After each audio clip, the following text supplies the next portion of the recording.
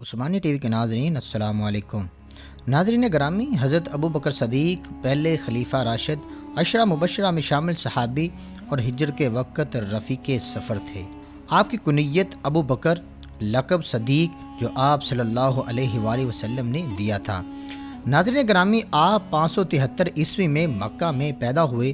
دور جاہلیت میں آپ کا شمار قریش کے معتبر افراد میں ہوتا تھا۔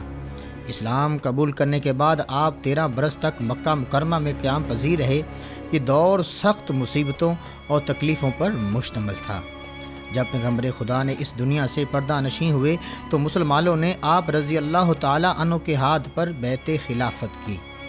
آپ رضی اللہ تعالی عنہ کے سلسلہ نسب کے کل 6 واسطے ہیں۔ آخرکار آپ کا سلسلہ نسب آپ صلی اللہ علیہ وآلہ وسلم سے جا ملتا ہے۔ آپ رضی اللہ تعالی عنہ کی 4 بیویاں تھیں، 2 نکاح مکہ میں کیے اور 2 نکاح مدینہ المنورہ میں کیے۔ آپ رضی اللہ تعالی عنہ نے پہلا نکاح ام قتیلہ سے ہوا، اس سے آپ کے بڑے بیٹے حضرت سیدنا عبداللہ اور ایک بیٹی حضرت سیدہ اسماء پیدا ہوئیں۔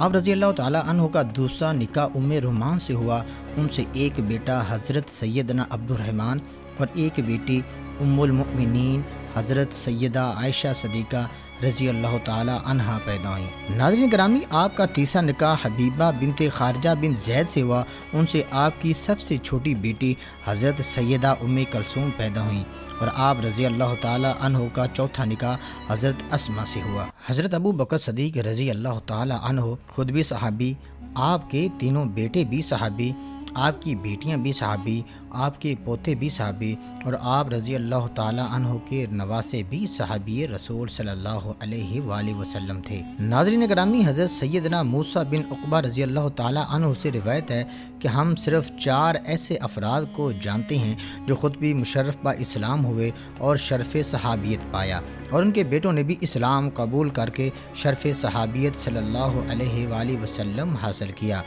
ناظرین گرامی، ان کا نام ابو قحافہ عثمان بن عمر، ابو بکر عبداللہ بن عثمان، عبد الرحمن بن ابو بکر اور محمد بن عبد الرحمن تھا۔ جب آپ رضی اللہ تعالی عنہ منصب خلافت پر فائز ہوئے تو مسجد نبوی میں صحابہ کرام سے منبر پر بیعت عالی لی۔ آپ رضی اللہ تعالی عنہ لوگوں سے مخاطب ہوئے، میں تمہارا سردار بنایا گیا ہوں، حالانکہ میں تم سے بہتر نہیں ہوں، بس اگر میں نیک کام کروں تو تمہارا فرض ہے کہ میری مدد کرو، اگر میں کوئی غلط راہ اختیار کروں تو فرض ہے کہ تم مجھ کو سیدھے راستے پر قائم کرو۔ راستی اور راست گفتاری امانت ہے اور دروغ گوئی خیانت ہے۔ ناظرین گرامی، حضرت ابو بکر صدیق رضی اللہ تعالی عنہ نے ارشاد فرمایا، تم میں جو ضعیف ہے وہ میرے نزدیک قوی ہے جب تک کہ میں اس کا حق نہ دلوا دوں، اور تم میں جو قوی ہے وہ میرے نزدیک ضعیف ہے جب تک کہ میں اس کے حق نہ لے لوں۔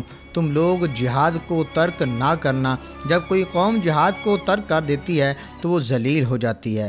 ناظرین گرامی، آپ نے مزید کہا، جب تک میں آپ کی اطاعت کروں تم پر میری اطاعت کرنا فرض ہے، جب میں آپ صلی اللہ علیہ وآلہ وسلم کی اطاعت چھوڑ دوں تو تم پر میری اطاعت فرض نہیں ہے۔ ناظرین گرامی، اس روز تقریباً 33,000 صحابہ کرام نے حضرت ابو بکر صدیق رضی اللہ تعالی عنہ کے ہاتھ پر بیعت کی۔